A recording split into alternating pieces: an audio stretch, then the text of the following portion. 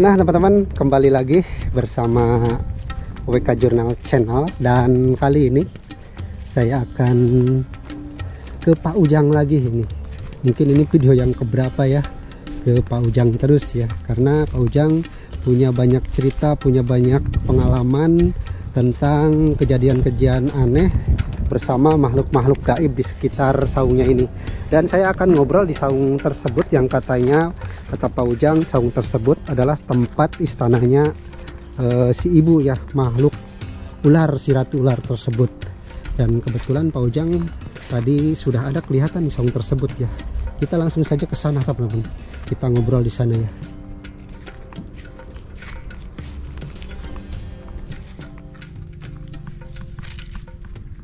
Berarti bisa diceritakan ini pohon mangga ini Pak Ujang?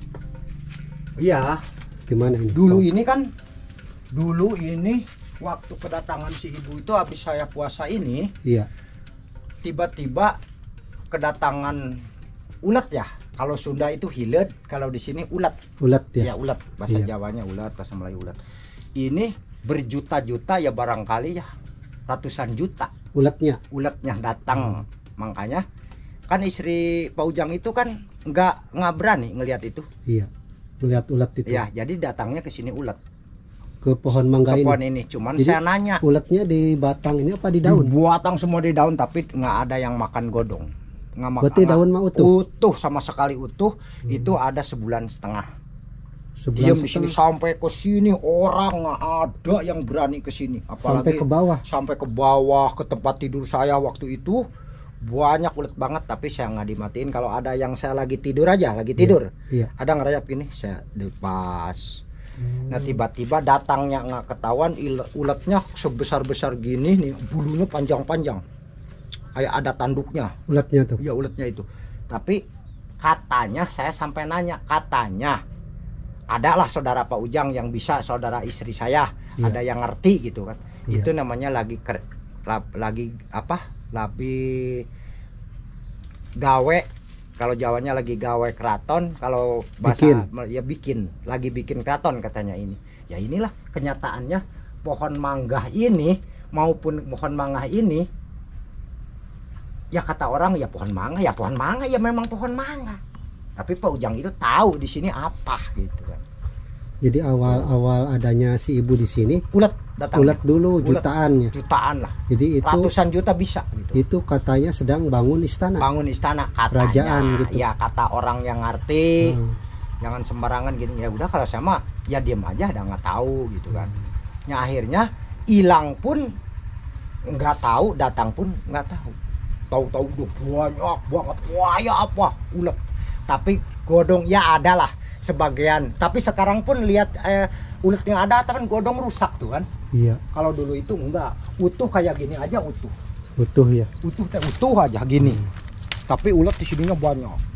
Di sini banyak, di sini banyak, di mana-mana. Berarti pokoknya ini pohon mangga ini ditutupi oleh ulat semua. Ulat semua.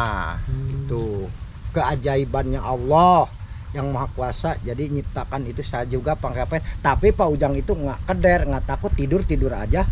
Cuman sendiri waktu itu, istri saya pun nggak berani ke gubuk ini. Nganterin nasi aja sekali-kali dititip sama Karena yang di sini takut kalau ya? ada orang. Soalnya takut dia sama ulat. Istri saya sampai sekarang pun lihat ulat itu berjerit-jerit gitu. Iya. Ketakutan ulat gitu ya. Ketakutan ulat. Ya itulah, itu pertamanya. Nah kalau yang ini sesajen ini yang mau ke ibu atau mau mencari togel ini? Mencari togel. Ini mau cari Ya, togel. Iya, cari togel, kabur itu. Kabur itu yang dilempar ke sana. Dilempar. Ya barangkali dilempar, nggak tahu di popong, nggak tahu apa. Iya. Ada di pohon pisang itu, jauh. Jadi ritualnya Di dalam itu, di minta togel. dapur. Iya katanya. Kata dia. Kan kata saya juga, mau minta apa silahkan, Pak Ujang mah nggak bisa.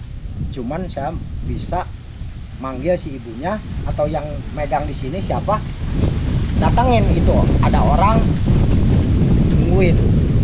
Kalau barangkali ada sing seneng sama susukuk ya mangga. Kalau misalnya nggak seneng ya mohon maaf. Kalau Pak Ujang gitu aja. Berarti ini masuknya komplit apa enggak ini sesajen?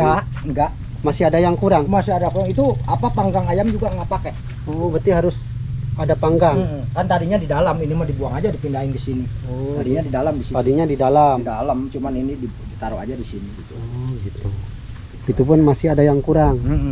Panggang ayam. Panggang ayam sama nasinya nggak ada. Kata dia itu kan beli sendiri. Iya. Jadi saya mau tinggal nganterin ke sini. Kata dia udah dikantongin, udah cukup katanya. Udah kalau saya nggak rewel. Iya. Kata dia udah cukup, bertanggung jawab dia. Udah cukup ya udah. Saya kan berkali benar Mas ini udah cukup ya. Saya nggak ngeliatin apa soalnya kan dari awalnya ke sini juga udah dikasih tahu tulisan ini. Ya udah cukup ya udah. Berarti kan saya udah percaya. Iya. Jadi makanya saya nggak diliatin nggak apa. Saya udah percaya. Saya belum pernah ngebohong sama orang. Jadi berarti barangkali saya juga nggak bakalan dibohongin. Tiba-tiba di sini disuguhin. Ya udah seadanya aja saya bilangin sama yang di sini. Kalau yang mau ya udah mohon maaf gitu aja. Iya. Nah jadi ini mah adalah bekas sesajen minta Togel katanya. togel. Itu pun saya udah kabur dia bilang sama saya. Tadinya mah nggak bilang apa-apa. Katanya minta berkah aja gitu kan. Pengen dapat rezeki gitu mintanya awalnya mah. Awalnya tuh. Awalnya nggak bilang aduh Pak Ujang tapi saya mau minta togel. Barangkali kalau memang ada rezeki mah ya togel mah saya aja yang ngomong kalau memang bener buat apa uangnya. Iya. Buat apa uangnya saya tahu percis, apalagi tahu rumah tangganya untuk makan besok insya Allah bangsa 2 angka mah saya manut lah sama ibu ibarat Dapat gitu. ya dapat gitu kan. Pasti dikasih. Tapi kalau hanya untuk main, untuk beli apa keenakan, kadang-kadang anak muda itu minta buat minuman lah gitu ya buat apaan gitu Ya kan. kalau untuk hal-hal negatif, Iya negatif bakalan saya nggak dikasih. mau. Iya kalau memang untuk yakin untuk makan anaknya istrinya nggak makan kerja nggak lagi nganggur. Itu pun kalau lagi nganggur kalau ada pekerjaan dia nggak mau kerja mah itu bukan harus ditolong. Itu mah nggak boleh. males ya. Itu buat pemalesan.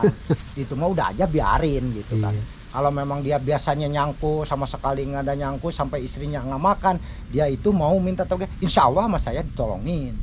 Cuman kebanyakan kan sekarang orang itu nambah kekayaan. Makanya jadi orang itu jangan terlalu nenggak. Lihat yang di bawah macam Pak Ujang di sini. Sesukamu ya paling miskin Pak Ujang. Nggak punya sawah, nggak punya rumah, nggak punya mobil, nggak punya motor. Tapi alhamdulillah pikiran Pak Ujang senang. Tapi tetap aja di bawah Pak Ujang gini masih ada lebih dari Pak Ujang. Nah Ada makanya lagi. Pak Ujang mah ngelihatnya ke bawah. Itu Kalau ngelihatnya ke atas ya. aduh ini ya. mata celaka. Akhirnya ya itulah. Makanya Pak Ujang itu belajar apa sekarang ini jadi belajar akhirnya. Kedatangan ini Pak Ujang itu belajar. Jadi benar-benar Pak Ujang itu pengen nolong minta kayak gitu. Itu aja. Oke, kita Ya. langsung ke saung sana dulu. Ya. Ini nggak permisi deret Ya ini? udah berarti ya. nggak apa-apa. Oke. Iya. Harus disyukuri itu kepengennya kita yang besar nggak mampu, kita ibarat sekolah makan sekolah juga nggak lulus, ibaratnya pengen kerja di kantor kan nggak bisa. Iya. Nah ini Pak Ujang pengen panen yang maha yang besar, yang mampunya tanur gini. Ya udah, jadi nanurnya ini Sebentar Pak Ujang, saya macam segini. iya. Ini ada pertanyaan lagi ya Ya. dari penonton. Kok Pak Ujang banyak tahu tentang tempat-tempat pesugihan tersebut, mulai dari pesugihan tuyul, pesugihan buaya, dan pesugihan apa tuh satunya tuh? Sama pesugihan ibu ya. Iya. Nah itu kok banyak tahu, itu Pak Ujang tahu dari mana katanya? Kan Pak Ujang itu tadi dulu udah dibilangin, Pak Ujang itu tadinya gila harta. Itu pun Pak Ujang nyari kuncen, bermodal kemana-kemana itu. Iya. Jadi Pak Ujang juga sama, pengen punya harta. Barangkali Pak Ujang mah nggak pakai anak lah, nggak pakai orang tua lah. Ya pokoknya nggak pakai tumba. Ya gitu. pakai tumba. Jadi ternyata yang dipanggil Pak Ujang semua itu uang itu pakai tumba. Pak Ujang itu nggak mau.